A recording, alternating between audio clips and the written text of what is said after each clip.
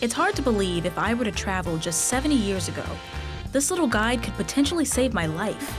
I'm Kara St. Cyr, and this is Safe Haven, Louisiana's Green Book. Today, more and more families are finding out how easy it is to become two Ford families. Following World War II, the road trip became one of America's favorite pastimes. More people than ever could afford cars, including African Americans, hence the Green Book.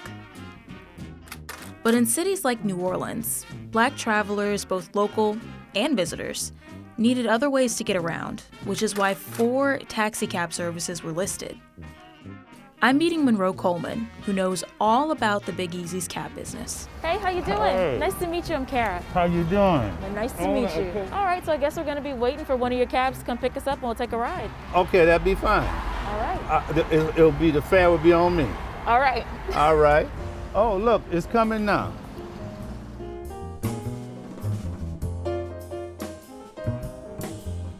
So how long you been in the cab business? I was born in the business. I was born in 1946. Our father started Coleman Cab Company in 1947. So I am truly a taxi cab baby. All right, all the way through and through. Completely. So back in the early days, how did Black people get around? What was their, most common mode of transportation? The common mode of transportation was taxi cabs. We did have public transit, but public transit ran on a fixed route. Taxi cab went into the neighborhood, and it provided what we call point-to-point pickup. Were they getting into white taxi cabs before these particular cab lines appeared in the Green Book? Only way you could ride if it was outside your race, you had to be called in by a white person, and they would provide the service. Though Coleman's family business never ended up in the Green Book, he came up alongside Black-owned taxi services that did, like the V8 cab line. V8 used to be right there. That's it, that building? It used to be right there. Is that what it looked like? Yeah, there was a ballroom and a lounge there. Back in the Green Book days, multiple businesses were often combined into one. V8's cab line was flexible for Black men juggling multiple jobs. If you had a day job, when you get off that, you'll come work the taxi cab late evenings into the night. Most Black people had 2 and 3 jobs because we really wasn't paid a lot, but if you had a family, you had to work a lot.